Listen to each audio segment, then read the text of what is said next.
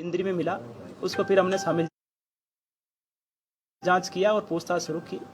पूछताछ के आधार पर उसकी प्रथम दृष्टया कोई भूमिका नहीं पाई गई। उसके बाद में हमने गांव में ही ग्रामवासियों के सहयोग से एक सर्च अभियान चलाया था। रात के दौरान उस सर्च अभियान में मैं स्वयं भी वहां पर गया था। हमारी आज जिला पुलिस वहां पर मौजूद थी और हमने अलग अलग टीमें का गठन किया था।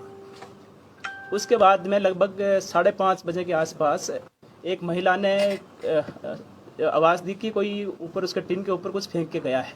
वहाँ पर गांव वाले और पुलिस वहाँ पर पहुँची तो जो बच्चा जो कि गायब था वो वहाँ पर पाया गया। बच्चे को हॉस्पिटल लाया गया जो कि डेड डिक्लेयर हो रखा था ऑलरेडी। उसके बाद में पोस्टमार्टम कंडक्ट करवाया गया। हमने मेडिकल बोर्ड से पोस्टमार्टम करवाया और साथ ही वीडियोग्राफी भी करवाई गई। जो पोस्टमार्टम रिपोर्ट हमें हासिल हुई उसके अनुसार जो बच्चे की मृत्यु है वो जो इंजरी का टाइम है उससे लेकर के पोस्टमार्टम के बीच में लगभग 24 घंटे का गैप था। अराउंड 24 आवर्स के अराउंड मृत्यु का समय दिया गया था। कुछ लोगों ने एक झूठी खबर भी फैलाई थी कि लगभग 8 घंटे के आसपास मृत्यु हुई है। वो बिल्कुल निराधार और असत्य है। जो मृत्यु का जो समय है वो लगभग 24 घंटे के आसपास का है। जो पोस्टमार्टम रिपोर्ट है उसमें जो इंजरी है वो केवल एक इंजरी दी हुई है और साथ ही जो मृत्यु का कारण है वो स्ट्रेंगुलेशन यानी गला घोट करके हत्या की गई है। उसके बाद में जिस महिला ने उस डेड बॉडी को वहाँ पर आवाज़ सुनते हुए देखा था और जिस एक स्वर्ण नाम महिला के बारे में उसने कहा था वो उस समय छत से नीचे उतर रही थी, उसको भी और वहाँ पर उनकी जो बहू थी धनवंती उनको भी हमने शामिल जाँच किया था। उसके बाद में सुबह वाला जो एपिसोड था जो डेड बॉडी छत से उठा करके पास में टीन शेड पे फेंकने का, उसमें उनकी भूमिका हमें लग रही थी, लेकिन जो बच्चे की जो हत्या है उसमें कोई उनकी स्पष्ट भूमिका सामने नहीं आ पा रही थी। इसके बाद में हमने जो बच्चा लास्ट बार जिसके पास में देखा गया था, अंजलि नाम की जो औरत है उसके पास में देखा गया था, उससे हमने पूछताछ शुरू की। काफ़ी गहनता से पूछताछ की गई। उसके बयानों में काफ़ी विरोधाभास पाया गया। इससे हमारी उस पर उसके घटना में शामिल होने की आशंका और बढ़ गई थी। काफ़ी गहनता से पूछताछ के बाद में उसने अपनी भूमिका इस घटनाक्रम में स्वीकार की थी और साथ ही हम उसके बाद में जो जो उसने बताया था उसके आधार पे मौके पे लेके गए और काफ़ी जो मामले से रिलेटेड और रिलायबल एविडेंस वहाँ से हमें बरामद हुए। जो अंजलि नाम की जो आरोपी है उसने ये स्वीकार किया था कि बच्चा उसके पास में सुबह के समय आया था और वो वहाँ पर गेम खेल रहा था। उस समय उसकी जो बहन है वो भी आई थी लेकिन वो बाद में वापस चली गई थी। तत्पश्चात वो CID नाम का एक सीरियल वहाँ पर देख रही थी, उसमें किसी की एक हत्या का एक सीरियल उसमें चल रहा था। साथ ही पास में एक चार्जर की केबल भी वहाँ पर पड़ी हुई थी। जो अंजलि आरोपी ने यह भी बताया कि पहले उसने खुद ने सुसाइड का अटेम्प्ट किया। मैं यहाँ पर आपको यह भी बताना चाहूँगा कि हमने उसकी पूरी मेडिकल हिस्ट्री है अलग अलग हॉस्पिटल से वो भी कलेक्ट करी है जिसमें उसमें सुसाइडल टेंडेंसीज दिखाई गई है और पहले भी अटेम्प्ट कर चुकी है जिसका मेडिकल रिकॉर्ड और हमारे पास में दस्तावेजी साक्ष्य भी उपलब्ध है। उसके बाद में उसने बच्चे में पहले एक बार केवल से गला घोटने का अटेम्प्ट किया लेकिन उसके बाद में रुक गई। फिर उसके बाद में उसको ये लगा कि बच्चा हो सकता है घर जाकर के शिकायत कर दे कि उसके साथ में उसने ऐसे किया है। उसके बाद में उस बच्चे का उसने केबल से गला घोट दिया। अभी तक की जांच से कोई पुराने उसकी रंजिश या किसी और अदर पर्पज से कोई हत्या करने की बात सामने नहीं आई है। उसके बाद में हमने मौके से उसकी निशानदेही पे जो बच्चे की जो चप्पलें थी वो भी रिकवर करवाई थी और प्राइवेट 2 विटनेसेस भी हमने साथ में रखे थे। साथ ही बच्चे को जहां मार के रखा गया था जो बेड के नीचे, वहां से भी हमने एक वुडन पीस है वो हमने FSL में भेजा है। FSL की जो सीरोलॉजी की रिपोर्ट प्राप्त हुई है उसके अनुसार जो वहां पर निशान मिले हैं वो ब्लड के स्टेन्स हैं और ह्यूमन ओरिजिन का ब्लड है। साथ ही हमने जो बैग जिसमें उस लड़के को डाल के रखा गया था और बाद में अंजलि ने छत पे लेके गई थी वो बैग भी रिकवर किया है। उसमें भी जो सीरोलॉजी की रिपोर्ट है उसके अनुसार ट्रेस से जो ब्लड मिले हैं। साथ ही हमने एक चादर भी बरामद की है और जो केबल है वो भी हमने इस मामले में बरामद की है। जो 3 आरोपी हैं अंजलि और इसके अलावा जो 2 और आरोपी है धनवंती और स्वर्णदे, तीनों को हम अरेस्ट कर चुके हैं। अंजलि का हमने कुल मिलाकर के 5 दिन का पुलिस रिमांड हासिल किया था और धनवंती और स्वर्णदे का 1-1 दिन का पुलिस रिमांड हासिल किया था। तीनों को बाद में माननीय न्यायालय में पेश किया गया है और तीनों को ही जुडिशियल कस्टडी में भेज दिया गया है। मर्डर का कारण सर पता चला सर? मर्डर का कारण क्या था सर? लोग रीजन पूछ रहे हैं, भी रीजन क्या रहा, रीजन निकल के नहीं आ रहा। लोग सिर्फ इसी बात पर ही वो कहते हैं कि कारण बताया जाए। कारण देखिए जैसा कि मैंने आपको बताया जब हमने इसको अरेस्ट किया था तब हमने काफ़ी सारे इनके डॉक्यूमेंट्स घर से रिकवर किए थे, जिसमें इसका काफ़ी अलग अलग हॉस्पिटल से इलाज चला हुआ था। इसके बाद में हमने उन हॉस्पिटल से भी उसको रिकन्फर्म वापस किया है, वहाँ से भी हमने उन डिटेल में रिपोर्ट ली है।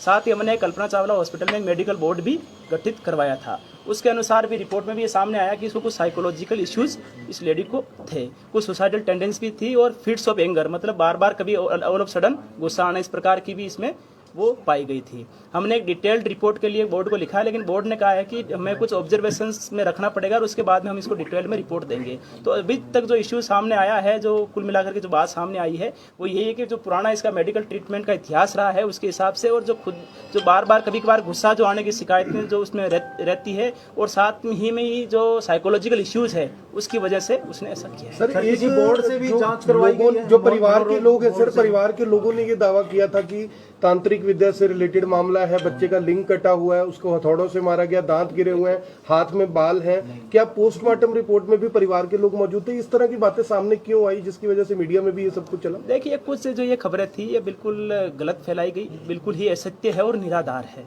जो पोस्टमार्टम है वो मेडिकल बोर्ड ने किया है, और साथ ही वीडियोग्राफी भी कराई गई है, जिसकी सीडी आज भी हमारे पास में पुलिस टीम के पास में उपलब्ध है। यदि घर वालों को कोई शंका हो तो वो भी उसको शंका का निवारण कर सकते हैं। बाकी जो इंजरीज का जो जिक्र किया गया प्राइवेट पार्ट्स पे या हथौड़ा मार करके चोट पहुंचाने का, यह बिल्कुल बेबुनियाद है, बिल्कुल गलत है। ऐसी कोई सीबीआई की जांच परिवार कर रहा है? कोई चोट नहीं थी, ऐसी कोई भी चोट नहीं है। थोड़ी सिर के आसपास में थोड़ी सी स्वेलिंग है, वो भी एक्सटर्नल इंजरी, उसमें भी एक्सटर्नल इंजरी नहीं है। और साथ ही केवल एक जो लिगेचर मार्क होता है, जो गला घोटा गया, उसके जो मार्क्स है वो है।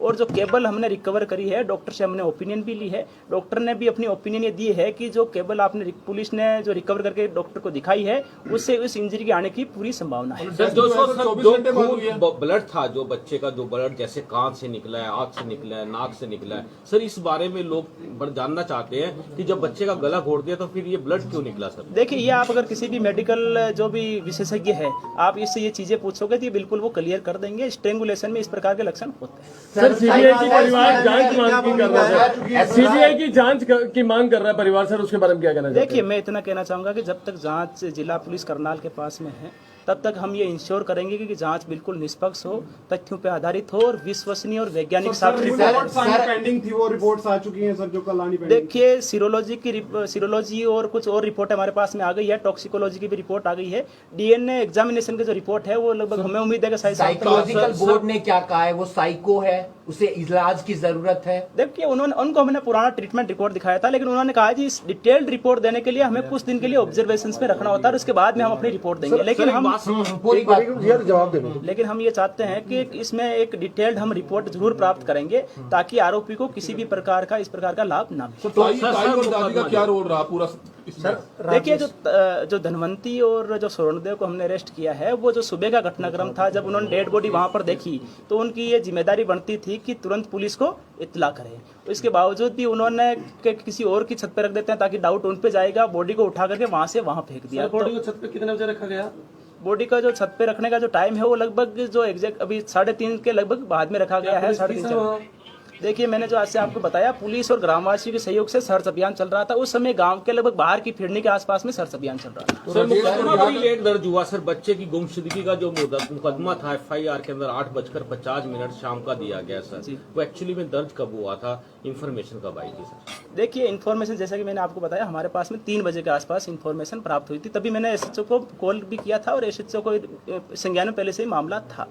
वहां पर टीम मौके पर गई थी, वो तुरंत बाबा पे आशंका जाहिर की और तुरंत टीम बाबा को लेने के लिए निकल गई थी। उसके बाद में घर वालों से कांटेक्ट किया गया कि आप साथ में थाने में भी आ जाओ, ताकि आप रिपोर्ट भी दर्ज कर सके, फॉर्मल औपचारिक रूप से मुकदमा भी दर्ज हो सके। तो जैसे ही हमारे पास में रिटर्न में कंप्लेंट आई, उसी समय मुकदमा दर्ज। अंजलि के पति ने ये बात बोली है कि अंजलि ने ये बात बताई है कि वो उसका भी मर्डर करना चाहती थी, लेकिन उसके ऊपर उसका बस नहीं चलना था। जो हमने इंटरव्यू किया उसमें ये बात थी। तो इससे कहीं ना कहीं लगता है कि जो अंजलि उसका मानसिक संतुलन इस तरह का था, मार वो किसी को भी सकती थी। सर, देखिए, ये बात जरूर हमारी पूछताछ में भी सामने आई थी, लेकिन जिस प्रकार से मारने के बाद में भी जो इसके द्वारा प्लानिंग की गई, बैग को वहाँ जो बच्चे को छिपा कर रखना, फिर बैग में डाल देना, फिर रात के टाइम जब कोई गली में दिख नहीं रहा उस समय उसकी दूसरे की छत पे रख आना, कराना। तो ये सारे इश्यूज हैं जिसका हम डिटेल्ड में असेसमेंट करवाएंगे और हम चाहेंगे कि आरोपी को इसका किसी भी प्रकार से लाभ ना सर वो जेल में राजेश- सुसाइड ना करे, क्योंकि उसने कोई भी पहले कई बार precaution सुसाइड रखें। किया है, तो उस तरीके से आप लोग कितनी सुरक्षा में रखेंगे? देखिए, मैं आज जेल सुपरिटेंडेंट से भी उनको भी अवगत करवा रहा हूँ कि इस संबंध में इस जो आरोपी है इस पे विशेष निगरानी रखी जाए। सर राजेश और जो लवली है सर, इन दोनों का क्या सीन रहा? क्योंकि गांव का और परिवार का दबाव ज्यादा राजेश की फैमिली पे था सर। उनका देखिए, कहना था 1 घंटे में लुधियाना से कैसे आ सकता है सर। तो देखिए- ये सर ये बड़ा वहाँ पर देखिए- अफवाह फैली है इस तरह की। क्या देखिए, रहा? पुलिस का कार्य है, यदि कोई निर्दोष है तो उसको बचाना, और जेल में किसी की इन्वॉल्वमेंट, थोड़ी सी भी इन्वॉल्वमेंट जो कानून के अनुसार अपराध बनती है, अगर वो बनती है तो उसके खिलाफ कार्रवाई सुनिश्चित करना। जो राजेश का जो इस पे कुछ लोगों ने आशंका जाहिर की है या उसकी भूमिका को संदिग्ध माना है, उसके संबंध में हमने उनका फोन भी रिकवर किया है उसका, और जो उसकी फोन में कुछ कॉल रिकॉर्डिंग्स भी हमें मिली है, तो उसमें ऐसी कोई हमें कुछ संदिग्ध नहीं लगा जिसका आधार पर उसकी भूमिका इस मामले में जाहिर हो। साथ ही हमने लवली, जो कि अंजलि का पति है, अंजलि और राजेश, तीनों के फोन है वो फॉरेंसिक लैब में भेजे हैं, ताकि इनकेस यदि छोटा मोटा घर वालों को डाउट भी हो कि उनको डाटा डिलीट कर दिया तो वो भी हम रिकवर करवा करके अंजलि उसका- के बाद सर कुछ चैटिंग भी हुई थी। अंजलि को डाउट था कि मेरा नाम आ सकता है बीच में, वो चैटिंग भी बिल्कुल, बताई जा रही है। जो दोनों से हमने अलग अलग पूछताछ भी करी थी इस मामले में, तो उसने, जो अंजलि है, उसने लवली को पोस्टमार्टम के दौरान ये पूछा था कि क्या पोस्टमार्टम हो गया है, तो उसने कहा कि अभी चल रहा है। तो अंजलि ने ये पूछा कि हो सकता है उस पर मेरे फिंगरप्रिंट आए, तो उस टाइम लवली ने इस बात पे उतना गौर नहीं किया था। लेकिन जो चैटिंग है वो डिलीट हो रखी है, जो पूछताछ के दौरान सामने आया है। तो दोनों तरफ से डिलीट है सर, दोनों तरफ से डिलीट है। तो हमने दोनों के ही फोन जो है वो साइबर फॉरेंसिक लैब में डाटा, जो डिलीटेड डाटा है, उसको रिकवर करने के लिए भेजा। सर, सामाजिक ताना बाना टूट गया सर, इस जो मर्डर है से। वो पकड़ा जाना चाहिए, लेकिन क्यों आखिरकार माहौल बिगड़ा? क्यों आखिरकार पुलिस पर ही आरोप लगते रहे कि पुलिस से संतुष्ट नहीं है? ऐसा क्यों हुआ? देखिए, ऐसा है, 4 साल के बच्चे की मृत्यु होना बड़ी एक दुखदायी घटना थी, एक दुर्भाग्यपूर्ण घटना थी। जिला पुलिस भी चाहती थी कि इस मामले में जल्दी से जल्दी असली जो आरोपी जो इसमें इन्वॉल्व रहे हैं उन तक पहुंचा जाए।